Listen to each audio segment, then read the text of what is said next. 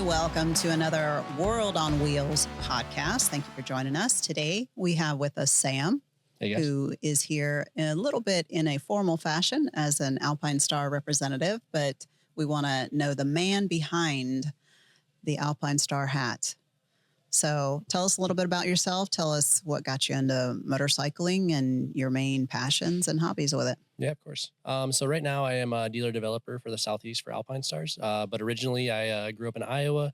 I've always kind of had an off-road background. So for me, it's more been motocross, not so much street, but big motocross racer through my whole youth, growing up Midwest, doing some of the pro-ams in the area as well as stuff like that. But kind of just got to the point where I was tired of getting hurt and kind of just settled into the industry, was able to kind of get my feet wet. I used to work at a motorcycle dealership in Iowa, Yamaha and Honda dealership. So I kind of got my feet wet there as a assembly, and then later went to parts. And then I did move a little ways away, and I worked for Red Bull for a while. So I did Red Bull in Iowa through Voss Distribution as a salesman. And then I did go to Florida to where I was a salesman as well for a couple of years, to where I was able to, kind of get some industry knowledge and start to meet different people, and did that for a while. Kind of found my way into the actual motorcycle industry to where I was able to get into Liet for a year. I did sales for Liet for the Southeast as well, so mostly Florida area, but Liet motocross protection mostly. And then it's been Alpinestars for about 2 years now. Nice. Liet really came to the scene in good time with some really good protective equipment that I think was missing in the dirt world. And I think it's really probably helped a lot of people. I think that's a pretty nice piece of equipment for people to have. So if you don't know what that is, look it up. Very, very trick stuff. They also did some stuff for the street as well. So growing up in Iowa, I know that Idaho is the potato capital, but I suspect maybe in Iowa y'all messed around with like potato shooters and I mean, it's mostly corn and cows. Yeah, corn it's cows. Nothing too exciting, but in the good news, I mean, it's flat, but the good news is there's a lot of, empty space for motocross tracks. Yeah. And as much as there aren't a ton of tracks there, because it's mostly an older demographic, but, Iowa, Illinois, Minnesota, Wisconsin, kind of just traveling within like a 3 to 4 hour radius, it's where a lot of our tracks were going up. So there's not a whole lot else to do there. Summertime we would ride dirt bikes. Wintertime we'd pull out the snowmobiles. It was definitely kept us in tune with it. But at the same time, every time the Frostbuster races came out every spring, you're just so giddy to get back on the bike. It almost made it exciting to where Florida now it's I can go any day I want. I can go ride, but it's not quite as special as it was when you go to that first Frostbuster race, and you can't feel your fingertips on the starting gate, but you get roosted off the start, and you can't feel your knuckles. You don't feel the rocks getting kicked off your fingers. So it's I definitely miss it, but at the same time, it's hard to hate on the talent and the options in Florida. So it's between all the different tracks, even up here in Georgia, there's plenty of different places to go and such a variety of riding places and different soil types, sand and dirt. So it's coming from up there to where it was all mostly black dirt now to a good sand mix. It's hard to complain. It's beautiful down here. Yeah, we do find from our northern motorcycle associates up there that there's a much heavier passion for riding and doing things, I guess, because of the kind of like the forced hibernation during the heavier winter months. But I do find that when I run into people that are super, super ecstatic about riding when they move down here, like all the time, because here in Georgia, it's amazing how we have so many fair weather riders. Like we have near perfect riding year round. We have a few days where I'd say maybe it's too hot. We have some rain, but as far as like days that are too cold to ride with all the modern gear that we have nowadays, it's really very, very few days that we could ride. But you just don't see people, they're waiting for perfect 75 and sunny days. And I just find it interesting that, you go to places where people get sequestered in for weeks at a time under heavy snow or really torrential rains or things like that. And it develops this, like, I want to live every moment when we can get outside the house and, go snowmobiling, do the ice racing, do, the hill climbs and all this. Like, it seems like there's just a heavier, point made on getting out and doing things when the opportunities are there. So I've always loved to go up north and see that massive amount of passion where everybody is just like living hard from sun up to sundown, because they know that the weather can be fleeting, and then they're going to be, again, sequestered in their homes, possibly for days or weeks at a time, where, we don't have that down here. Yep. So what other things would you do when you first got into motorcycling in Iowa? Like what would be your weekend, and when did you start riding? So I started about 4 years old. So I was pretty fresh to it. I remember getting my first dirt bike, the XR50 from Honda when I was 4, but it was for Christmas. So yeah, that got me into it, and I rode that for quite a long time. We kind of just thought it was going to be, I was going to be a farm kid. I was going to grow up and ride around the farm and never really go anywhere with it. And eventually we got to the point where, my dad was always, he always enjoyed it, but he never really raced. He never really got too deep into it. And then of course, when I came in and we were watching the races on the weekends together, going to races in Minnesota, Michigan, stuff like that, it's going to the pro races, that kind of really drug me further into it, which ultimately drug him into it too. So we got to the point where I think 6 or 7 was my first race on a KTM 65. And ever since then, it's kind of just been progressing. And like I said, the last couple of years, I haven't really been doing it. But I mean, I did 65s, 85s.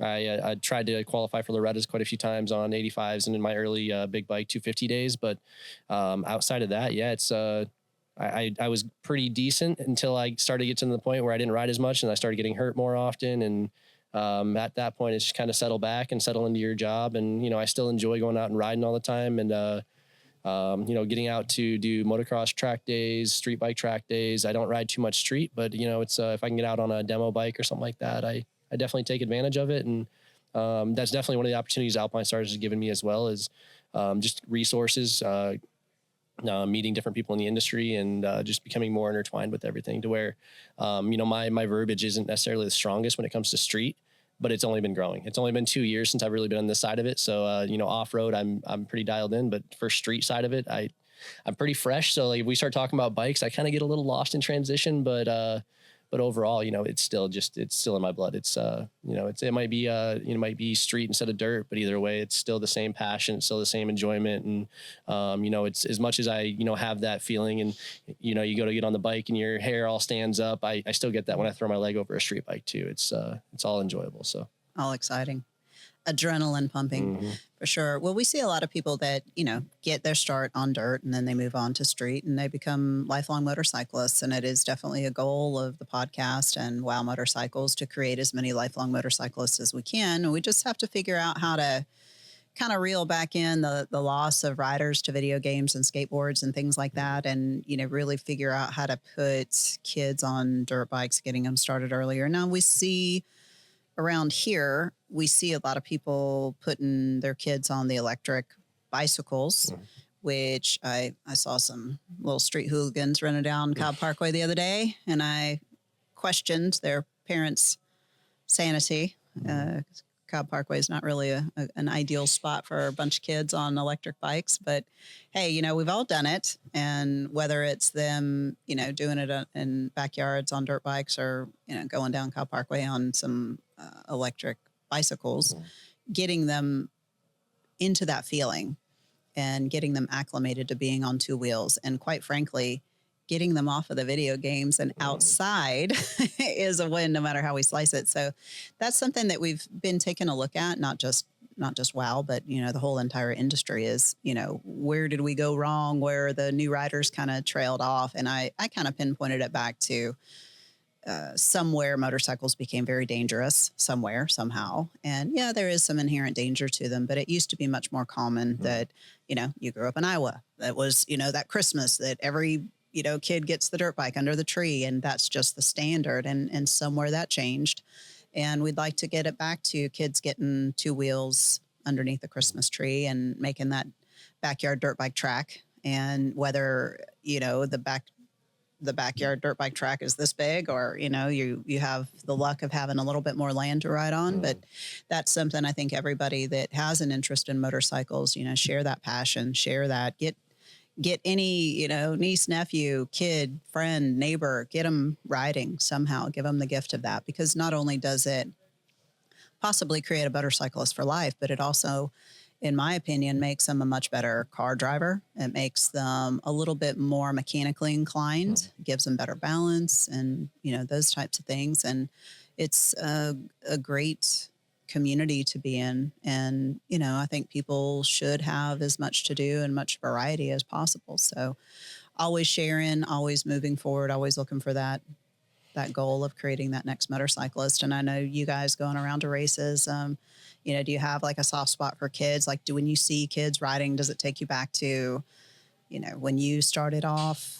How does that make you feel? Yeah, I mean, it's definitely, going all to the different race events, whether it's MotoGP or the motocross races, supercross races across the country, you definitely kind of have that soft spot to where, like, I know how excited I got when I seen these people, as much as I'm not necessarily anyone in the industry, but just seeing someone from Alpinestars and be like, dude, I love his gear. I bet he knows Eli Tomac. I don't, by the way, but I bet he knows like this person. It's like, just knowing that that's a thing. It's like, it kind of adds a little spark and of excitement. But it's nice to finally see. I think it's kind of getting to the point now where like the Striders and the Stasics are becoming a little easier to obtain, and they're not quite like the price is coming down. They've been out for a little while. It's not quite as a hassle to get them anymore. So you're starting to see more kids get out there. It really now it's coming down to its location. A lot of times like the restriction on where they're at, whether the inner city kids, stuff like that, even kids out on the farm, like between noise ordinances and just worrying about kids getting hurt. That seems to be the biggest thing now. There's been a lot of major, especially recently, we're starting to get a couple more advances in technology for different protective gear for both off-road and street, like the Alpinestars airbag system, different helmets. Now we have MIPS for a lot of the helmets as well.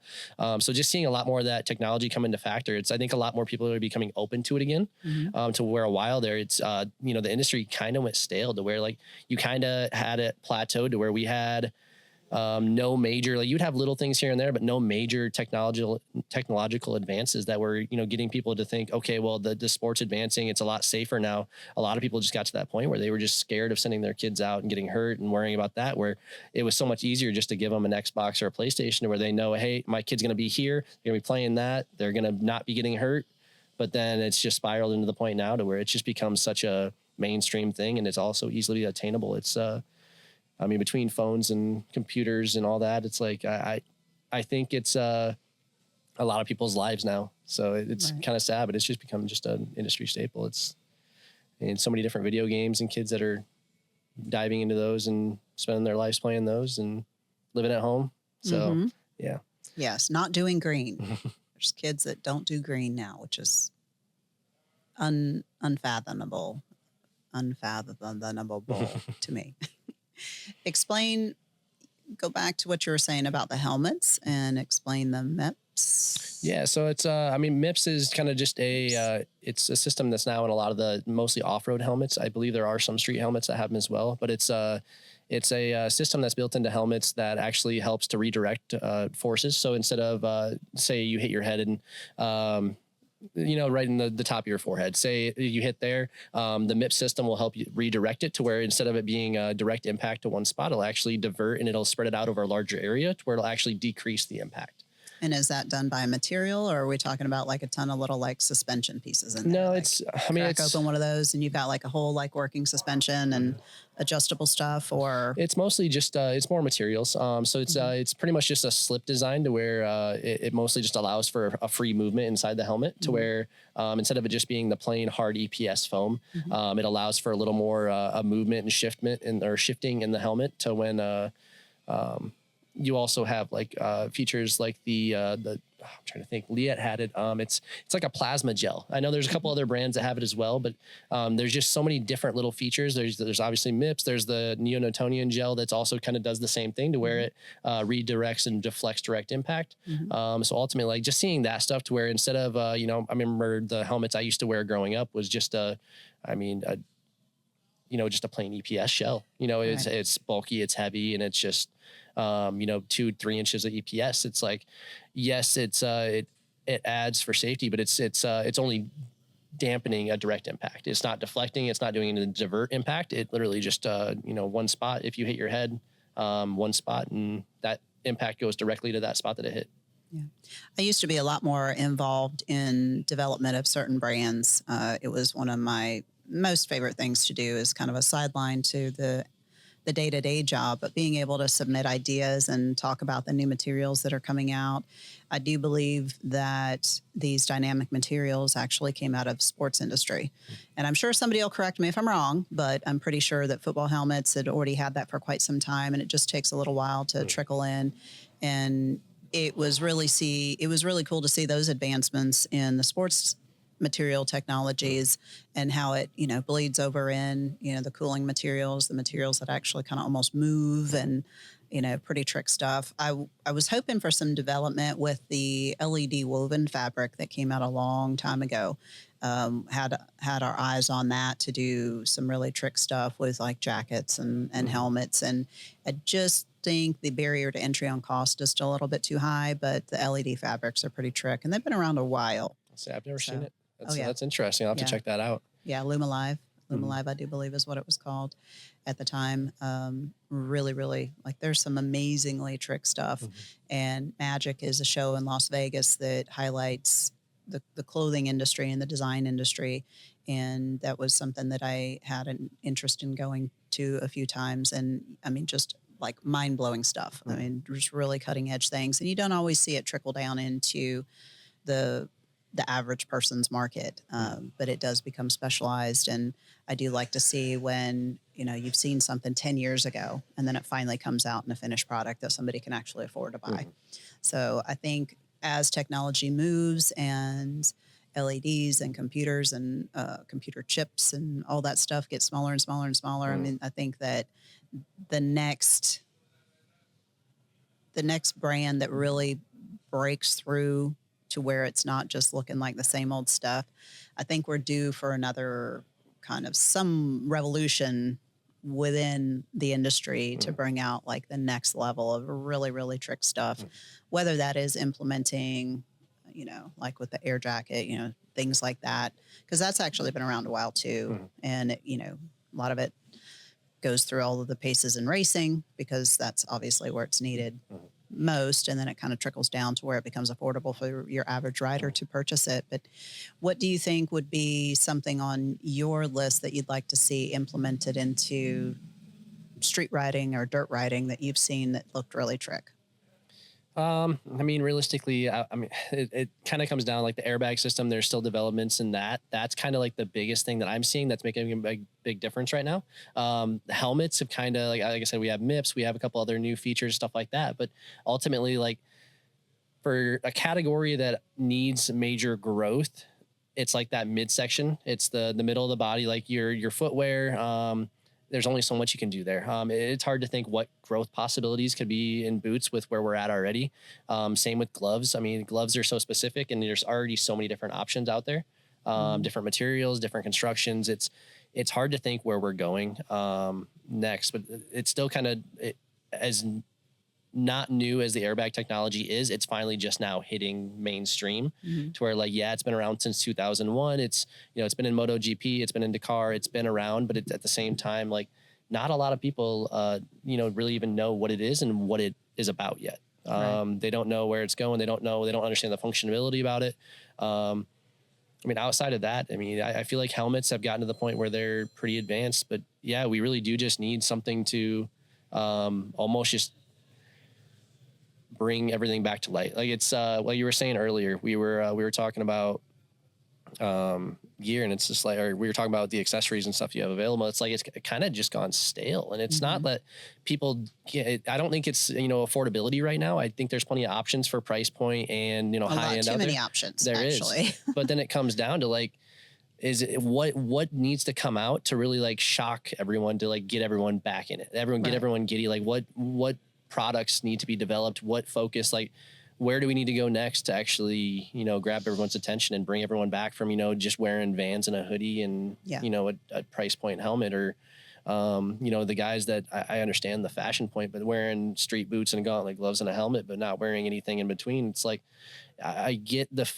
look and the feel of it, but at the same time, you're almost there. It's like throw a jacket on, throw an airbag on, and you're good. It's like, well, road rash will cure that. Yeah. The first time you realize why that jacket is so important. It is. There's lots of stories I could tell about people, not wearing appropriate gear. But one along that line is a guy bought a beautiful Alpinestars jacket, $600. It was not, not a cheap one. And he ended up launching his bike across the street as he left. It had just bought the bike, ended up in a ditch. And he is kind of that old story of he hit the only tree in the pasture, like I'm sure you heard that story many times or participated in that story many times when you were younger. So he has this whole street, this whole big trajectory, and he hits the only street sign in front of him, but he hit his arm. Had he had the jacket on that he just bought, he would not have ended up with the injury that he had, and he would have just gotten up and walked away with no problem whatsoever. Not no problem because he wrecked his brand new bike, but, and me, the gear selling person that I am, I go run out there, pick the bike up, get him back in, start tending to his wounds. And I'm like, where is that jacket that you just bought? You can replace the bike. You can't replace the rider. And his response was, I didn't want to get it dirty. And I was like, okay, well, you got yourself dirty and your bike really dirty.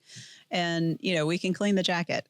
So it's just, the reasoning, that people put behind it, or I'm just going to the grocery store.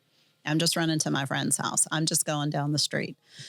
Reminder to everyone who rides, statistically, you are having a much higher risk of crashing really close to your house. And we brought up a funny statement that we used to hear a long time ago. It used to be kind of the standard statement someone would come in with their bike wrecked, and it was like, hey man, I skidded out on some pine straw, going to my buddy's house or something. It was always something that we kind of laughed about because it's like, okay, you were doing something silly and you crashed yourself in your neighborhood is what you did. So we haven't heard that one in a while. Apparently it's moved on to clippings, grass clippings. So it's just funny when people do that to themselves, but everybody does it, but you have it, wear it. As we like to say, if you like any part of your body, cover it up. There's some really cool gear out there. Like I'm sure you can find something that is your style, that's in your colors. And affordable. You should be able to buy 3 seasons of riding gear very affordably, because way back when, stuff was way more expensive and people held on to stuff because, you had to pay $600, $800 for a jacket and you weren't going to give that up. You were going to wear it till the threads fell out. But now you can get 3 seasons of riding gear and ride comfortably in all types of weather and protect yourself and be comfortable. So what is your favorite type of riding gear to talk about when you're out talking about the brand? For me, it's probably definitely, I know this still goes to my motocross side, but probably the motocross gear. Just because when it comes down to, it's so hard to differentiate with different materials for most people, because it's kind of comes down to a jacket or even a helmet. A lot of guys don't even pay attention to, what it's made out of and the protective equipment that it comes with. They just care about what it looks like. 100% the looks. Yep. Yes. So it's, for me, it's fun to talk about the different materials that are involved, the breathability of the airflow, and just the overall fitment. Like it just, if you can find something, you put it on and it just feels amazing. And like, that's where it gets to that line where like you can either buy that stuff that it looks cool, but you put it on and it feels like you're wearing, just a paper bag, or even just it just feels like it's nothing exciting. And then you put on like even the middle range or high range gear, and it's like, it's just the way it feels on your body, the way it feels on the bike. It almost feels like you're just one. And that for me is just one of those, and I'm sure it goes the same with street jackets too. You can just find that one that just feels just right. Everything fits, and every piece of armor is in exactly the right position. That's the type of stuff that gets me excited. That and a good pair of gloves. If you can find a good pair of gloves that just, they don't rub on in any bad spots. They don't have any bad seams. They put them on. It's like a second skin, and you can go ride, and it's no worries about blisters, stuff like that. That's my main thing. It's, obviously helmets are, big one, boots are a big one, but those two are the simple ones for me. Those are my favorite pieces to talk about. Yeah.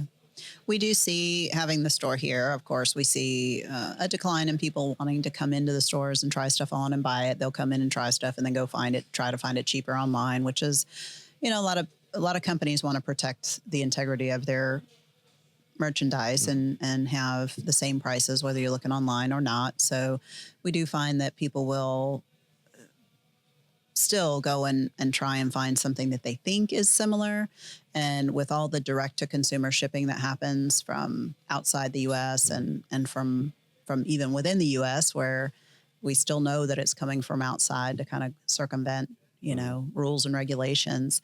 We see a lot of people walking in with stuff that didn't come from any stores. It just comes from, the manufacturer or whatnot. And it really makes a very big difference for the long haul on fit, on protection levels. And a lot of people don't know, if you order a helmet from outside this country, it may come with a DOT sticker. It may come with other high quality testing stickers, but it has not gone through those tests for sure. I've done a lot of experimenting and research on that, and raised, quite a few hissy fits about the fact that these companies have figured out workarounds.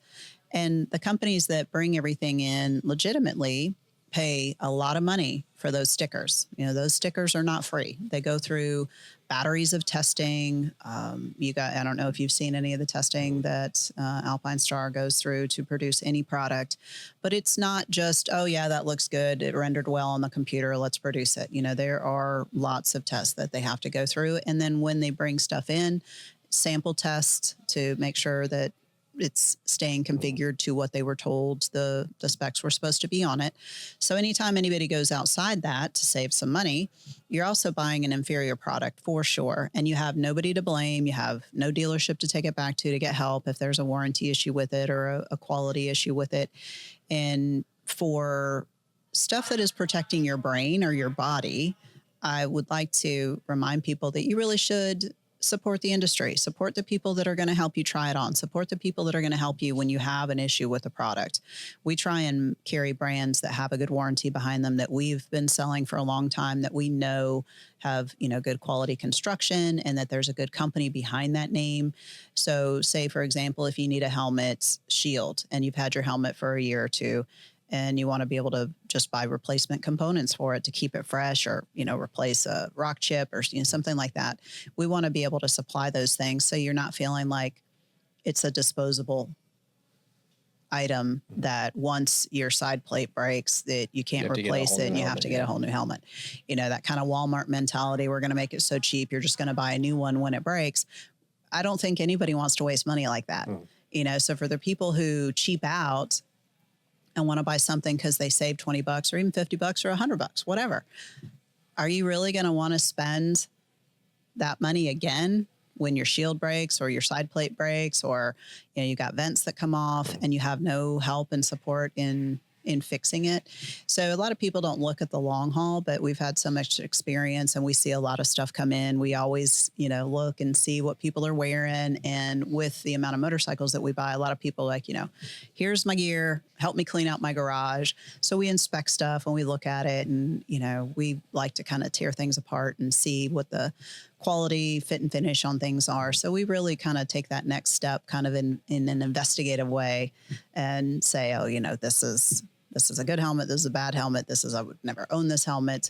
Here's one for target practice, that kind of thing. So it would be nice if people would understand that, buying cheap isn't necessarily the best way to save money over the long haul. Buying something that's going to have good quality that you can keep going through replacement components when or if something happens to it, and then something that's going to last because, the seams aren't going to fall apart, stuff like that. And that sometimes is, people have to learn that in their own experience. And you can try and tell them, they're like, oh yeah, you're just trying to sell me something. But no, we've got everybody that works here, particularly in our parts and accessories department. They've all been here a long time, and they've ridden, they've seen the stuff, and we've seen, again, like people bring stuff in that's got a lot of age on it, and we can tell how a Vanson jacket wears over the course of 20 years because we've got people who have worked here that have worn one for 20 years. So it's something that if you're going to take the effort to get into a sport, you want to make sure that you're doing a little bit of self-education and making your money last by making a proper investment for something that's going to take care of your body, your brain, things like that. So back to kind of on the helmet conversation. It is kind of funny when you do see the people that come with the off-branded helmets that are, from Temu or something similar to that, because ultimately what those helmets are is their previous molds of previous companies' helmets. So like they may have got it from the same factory as another helmet, but that helmet is the previous mold, which is the previous outdated technology. Right. So they may not have the most updated DOT or ECE or FIM certifications, to where it's like, yes, it's not a horrible helmet, but it kind of comes down to like, you're not up to date. You're having something that obviously they updated it for a reason, to help keep you safe, to better materials, and ultimately they cheap out on the foam, they cheap out on the EPS. So one good hit, I've seen a lot of those helmets crack, and that's the last thing you want to happen. And no accountability again. Like I think we definitely have all experienced when you order something, let's just call it direct from manufacturer, and they get to seemingly ship it to you for free, but then you get it, and if it doesn't fit it doesn't meet the description that you bought it under, or you try it on, it doesn't fit you, and you go to try and return it. They're like, no, you can just keep it. We don't want it back. Returning stuff to China is a little more difficult than getting stuff from China. I don't understand how they can ship you something for free for $20, but when you try and ship it back, it costs you $40. So there is some tricks happening there that are not in our best benefit, for sure. And until somebody experiences that themselves, they're still not going to believe you until it happens. So I think that is also something that we see is, people are trying to save money when they're getting into it. Anybody starting a new hobby is not going to want to go full bore. If you decide you want to start cooking, you're not going to go to, buy the whatever Gordon Ramsay branded, $4,000 kitchen set. You're going to be like, well, let me go see what Costco has on sale this weekend, and go from there. But we want to encourage people to understand protecting your body. You should throw a little bit more money at that. That's the price of your head. And then same thing. It's how many videos I've seen of people that they go down. There's a video floating around out there for rider safety, and it's the rider's wearing Vans. He's not wearing gloves.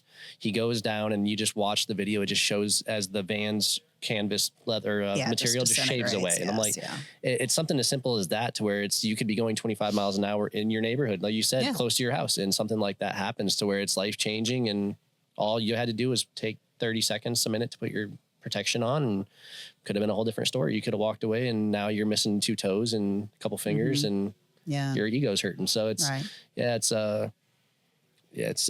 it's nice to see that people are starting to grow into a little bit more. You're seeing different categories of people, like the cruiser crowd that always used to be so against protection. Maybe they'd wear their bucket helmet. Now seeing the baggers becoming a big thing, to where now guys are on cruisers or street glides, and they want to be out there, looking like the bagger racers. So they want to be wearing leathers, and maybe not a full leather, but a leather jacket and a good helmet, boots. And then you see the street crowd kind of doing the adverse effect, to where it's like, they used to want to look like the Mark Marquez, the Jack Miller, they want to look like those riders. And now they're going backwards, to where you see a lot of hoodies and you see a lot of cheap helmets. And it's funny how the market fluctuates and how people think, but I think that we were talking about this, to like where we just need something big to change to get everyone back in it again. It's I don't know, new technological advancement, a new it's hard to say what style, it's going to take. Design. Somebody needs to influence something, more protective. And you kind of go back to Joe Rocket really set the stage a long time ago when they came out with, the Joe Rocket jacket. And I think that's where the term crotch rocket came from, because that was when a lot of people, that was about the era of the fully faired sport bikes. And most of the people riding those would wear the Joe Rocket jackets because it had the rocket on the side. And then it went to the logo, the patch jackets. And that was the cool thing, because you wanted to look like people from the racetrack, because road racing was super big all at that time, where we'd go to Road Atlanta and there'd be 50,000 people there. And you just don't see that here in the U.S. anymore. And it's a shame. A lot of people still are watching it from the comfort of their homes. But people used to be a lot more active and outgoing, going out to racing and making a weekend out of it and things. And, so Joe Rocket comes on the scene. It kind of creates this whole crotch rocket era of things. And then it kind of dwindles down, and nothing's happening. And, you have a few hits and misses on things. And then, Icon comes out with wild stuff, like really wild stuff. And people really loved it or hated it. And there was a lot of dealers who were like, I am not putting that stuff in my store whatsoever. And the people who did put it in, had people that came to seek it out because it was so new and so different. And things started having different cuts and different styles. And it wasn't just the same anymore. It really, really brought on a whole new look, a whole new style. And, then you kind of started to see Alpinestars doing the different cuts, like the wider cuts, the kind of urban style of things. And I think that helped change again. It had been kind of 20 years since the rocket jackets came out and changed the trajectory of some things. Also, they had brought out one of the first mesh jackets ever. So that really was helpful, particularly here for our summers. We've got massive humidity and high temperatures, miserable for riding in traffic, but you have the right jacket, right helmet, and it's not so miserable. So then you have, the cycle gear brands and that seem to, infiltrate in certain niches, but we haven't really had, I think, people will say yes on Icon or no on Icon without understanding how much it did change the design world. Because the industry is very small. All the designers know each other or they know of each other. We all go to the same meetings. We all go to the same conventions. I'd say that we haven't had anything really light the fire like some of those brands from the past that really, really were like, look at me. We did have the LBZ boys for a little bit there that in the niche stuff, they had some wild stuff in the dirt bike world that if you were the cool boy, you had the funky LBZ stuff. And there's been other ones I know for sure, but just kind of the ones that really stood out that made some impacts on some things. But so if you had your dream product that you think might really, light some fires, what do you think it would be? I'll go to the helmet this time. I mean, it's like I said, we have MIPS, we have different materials now, but ultimately just a helmet that can really help, keep riders safe to where it's concussion is kind of out of the question. Like if we can get something dialed in, obviously there's different situations you're going to run into where it's not possible, but at the same time, it's if we could get some new technology in helmets to where it really makes a huge difference and makes people really want to wear a helmet and not just whatever they can quickly grab for $200. If we can find something to really grab their attention, I think that's what's needed. I think that will get a lot more people in higher end helmets. If you can really, one, make sure the technology is better displayed to where people actually know what it is and what it means. Like MIPS is kind of a staple now in the helmet world, but mostly on the off-road side. A lot of the street guys probably don't know what it is. But just having that type of stuff integrated into the helmets and, having it more of a broadband to where it's brands are out there pushing not just their products to sell, but also the technologies that built into it. I feel like that's a lot where a lot of people are slipping up right now. Like that's one of the big things I try to push with Alpinestars is I don't try to just, push, the designs and colors because, that ultimately is what sells it for most people. But the technology that's built into it is the part that matters. It's, you could be wearing the coolest helmet or jacket that has no technology in it, and the second you hit your head, it splits open. But if you have quality testing put in behind a product, if you have technology that's proven, and it's not just hey, that's MIPS. It's hey, that's it's a system that helps deflect direct impact, and it can save you from having a concussion by, I think it's, I don't know the exact number, but I think it's like a 60 to 70% rating. It's like something as simple as that type of stuff, just better display and better conversation around those topics and technology, I think would really benefit everyone in this industry. Now it's kind of just who can come out with the coolest looking stuff, not who can come out with the best stuff. Right. Well, again, we go back to so many people buy on looks, and we'll have people that'll put on a helmet that we know doesn't fit them when we tell them it doesn't fit them, but they are just hell-bent on, I want that one because my buddy's got one, or, like this is like their image in their mind of what they want to look like on their bike.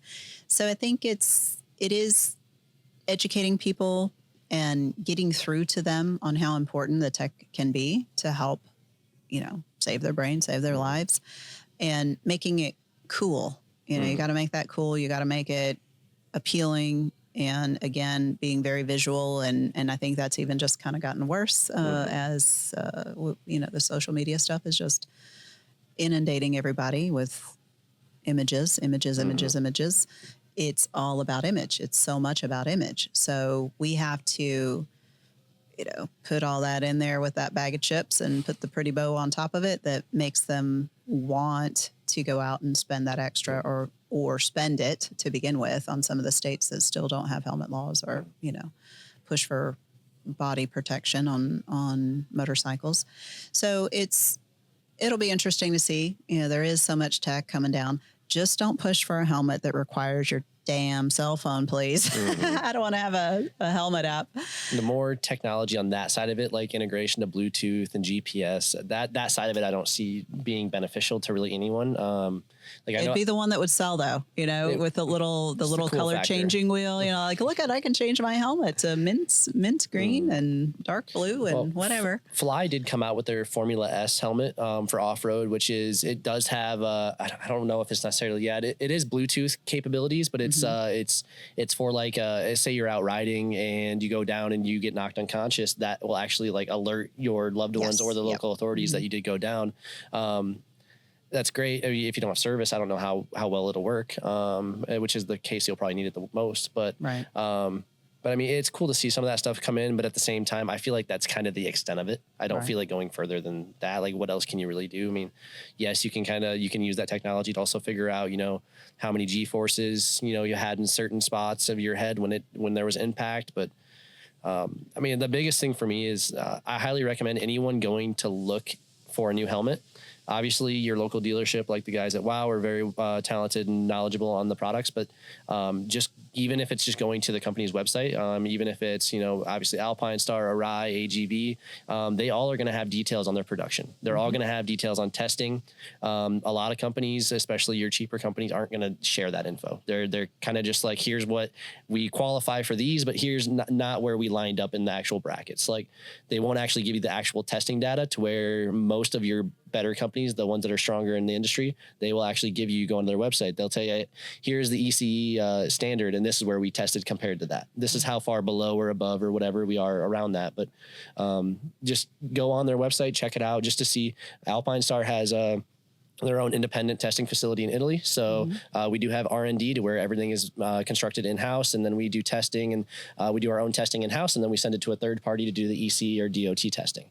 That way, and it's not just one look and it's produced. It's, we make it and then it goes to them to get certified, and then we get it back. And if we think we can do better, we will try. We'll go out there, we'll redesign the helmet, and we will get it to the point where it's where we're at, where we want to be at. One of the things that I used to say when I was fitting people in helmets and trying to explain the difference, particularly when some brands would like go into Walmart and we would happen to have that same brand, but we knew it was a totally different one, and they kind of made the generic version for the Walmart shelves. But explaining to them, saying, okay, like, what kind of hobby do you have outside of motorcycling? And they'd say, I like music, or I like cooking, or I like this, or I like that. And I would try and take their hobby and say, okay, well, within that hobby, let's say music, like you like listening to music, you understand that if you go for premium speakers, you're paying a lot more because you have the better components and you're going to have a better experience with that premium product. And once you kind of give them that personal understanding with something that they already know and love to do, and know, oh yeah, there's a very big difference between, your $59 clearance speakers in the bin at the local electronics store versus going for like the real high end ones, pick your favorite one. Everyone typically will have some type of hobby where they know there's a big difference between entry level or basic cheap and then super high premium. And being able to explain that to them in terms of helmets, we always try and do the good, better, best. Now we've added another category to it, and that's ultimate, because we do have some really very nice, high-end helmets that we felt needed another category. So now we've gone to 4 categories, and we always want people to be able to buy within their means, but we want them to be able to buy the best within their means, and explaining, hey, if all you've got is $89, we're going to give you what we feel is the best $89 helmet possible. But once you get there and you're going to be riding and you want to invest more for your comfort, for your safety, then let's talk about the ultimate package. Let's talk about the best package. And a lot of that has to come from the manufacturer for taking those extra steps on the testing, for taking the extra steps on getting the higher quality materials. Because it is, when you try on that helmet that fits you like a glove, as it were, it is a huge, huge difference. You know, you don't feel the hot spots. You don't feel like you're trying to, you know, put a round peg in a round peg in a square hole in a round peg. You know, and you see it on people. Sometimes you put it on them and you're just like, you know, really rocking the helmet back and forth on their heads. And people just kind of have to go through it and educate themselves and listen to the people who do it every single day. You know, that's one of the things that we like to do, is help people figure it out, give them kind of like the 30-second 10-year education that most of the people here already know and have experienced, but having people also not afraid to spend that extra money for the comfort and the safety. Yeah. You know, a lot of people are like, oh, I just don't know, or I don't have it, or this or that. Put it on layaway. You know, a lot of dealerships have dealership credit cards, or, you know, whatever. But I think most dealerships are very willing to help people get that next level gear or performance piece for their bike. You know, everybody is willing to help if you want to step up. So don't be afraid to ask. And also, if you're working in a dealership, don't be afraid to offer them different options. You know, like most people don't even know that you could put a helmet on layaway somewhere. But it is something that's, if you want to have something, I bet you they're willing to figure out how to help you get it. So, but back to you, could you tell me, in your motorcycling career or just in general, give me your best positive memory about either an event or a ride, or like what stands out to you from motorcycling that is just like your best memory? It's probably going back to when I was younger, just growing up racing, you know, going to the track with my dad and my friends that I had my school friends, but I ultimately spent most of my time with my motocross friends. You know, I was at the track every weekend, whether it was up in Minnesota, Illinois. I would say probably some of my better memories from my time racing and riding was, you know, I had a group of friends in Illinois. My buddy's dad was an ex-pro motocross racer. They just had a small little turn track at their house. You know, it was just maybe like a 3-acre little farm. And the track was as wide as one skid steer bucket. It was, you know, if you had two riders side by side, one would be pushing the other off the track. But we would get it tilled so deep and get the moisture dialed into where it was perfect enough to where we would just have one continuous rut around the whole entire track. And, you know, we'd have, you know, 5 to 10 of us riders out there that, you know, quite a few of us were, you know, A riders, not professional riders, but top for local races, stuff like that. And, you know, we'd be out there going around and around and around and around. And ultimately it was just so much fun. And we just all would, you know, it wasn't a big track, so we were all riding together. We were all, you know, 3 guys in a section. It was tight. It was fun. If one of us tip over, it'd be a domino effect, and the rest of us would hit the other one and tip over. No one get hurt. It was fun. Yeah. But just having those moments with, you know, my buddy Mason and Byron, Billy and Sean, you know, back in the days where it was just a, you know, a tight little knit group, and, you know, we all still hang out, but it's like, that was the point where it really became, you know, fun. Like, you know, growing up, I was always like, you know, I'm going to go somewhere with this. I'm going to be a professional, all this. And at one point you're just kind of like, all right, well, is this actually going to happen? I think that was my point, but it happened in the best way, to where it was like, all right, I'm not going to be pro, but I am going to have so much fun doing this for the rest of my life. I'm going to have so much fun with my buddies that I've made in this sport and industry, you know, for the rest of my life. And it's, you know, I keep all of them very close to my heart. And, you know, I still keep in touch with all of them, and we all ride, but, some of us have gone our own ways and we don't ride anymore. It's kind of just how it goes. But I think back to that and I'm like, I don't think I can ever get off 2 wheels. I was like, I don't think, even if I got it, no matter how many times I get hurt, what happens, I don't think I can distance myself from it. So I put myself in a job where I'm just completely intertwined with it. Oh, he's a lifer. He's going to be with us forever. We'll have you back in like 10 years and we'll go over everything that's happened in the last 10 years with you.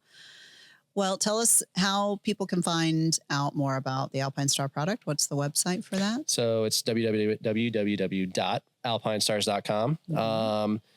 like I said, everything on there. So if you are going to check out the SR10 helmets, if you're going to check out airbag systems, all the ratings are on there. There's videos out there. Highly recommend if you go to the Alpinestars YouTube page, there's Brent Jaswinski. He is our product specialist. He is amazing at describing product. I wish I could be as good as him. One day, 10 years from now. One day, but 10 years from now, we'll test that theory. but yeah, it's just go to the website. If any of you had questions, my email is sam.annis, ANNIS, @alpinestars.com. Feel free to email me if you have any questions, concerns, a funny joke. I'll take it. Yeah, just feel free. We're here to help you guys, and we want to make sure everyone's protected. That's one of my biggest goals is, like I said, is training and knowledge and make people as protective at the sport so we can keep doing it for the rest of our lives. Yes, indeed. We definitely want to protect people because that is one of the things of motorcycles are dangerous. It's also, it's because people get hurt.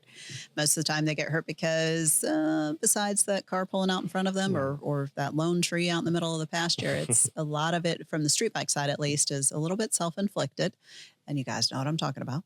So we do want to have that technology help us as much as possible to create a better vision of motorcycles not quite being so dangerous. So please, all of you designers, think about how we can make stuff safer and give motorcycles a great name and make people want to ride them all the time and commute on them and help reduce the traffic around the metro areas, because that's one thing we definitely are pushing for. Because if you've never experienced severe metro traffic in any of the major cities, it's no joke. I mean, we've got like 12 cities across the country that fight for the title of the worst traffic. And I think Atlanta and LA probably edge each other out depending on if it's raining here, ours is worse for sure. But so we want people to ride. We want people to start off early riding. We want people to wake up one morning when they're 25 and go, you know what, I'm going to ride motorcycles today, and not think I'm not going to do it because my family says it's too dangerous or something like that. So that's always the goal, making more motorcyclists, because it's a lot more fun to commute on two wheels. And it's a lot of fun to go ride with your buddies on the weekend. So whatever we can do to help that. So if you'd like to hear more podcasts with all different types of people from all around the world, please check us out on the Wow Motorcycles TV on YouTube or wherever you listen and stream your entertainment. Also, we want to bring you in and have you participate. So what we'd like for you to do is come up with a very funny question. And we'd like for you to add it into the comments. And then whoever is reading them, we want you to vote on it. Now, whatever it is, as long as it's not obscene, the topmost liked question is going to be put into the question bowl. And as we develop that, our speakers are going to reach into that question bowl, and who knows what it'll be. But it'll be a question from you, so you'll be able to say, that was my question, and they answered it. So you're going to have to listen and see if your question is one of the future ones on one of the future podcasts. So please share this information around, forward this to your friends, like, subscribe, follow us, and we'll see you on the next podcast. Thank you.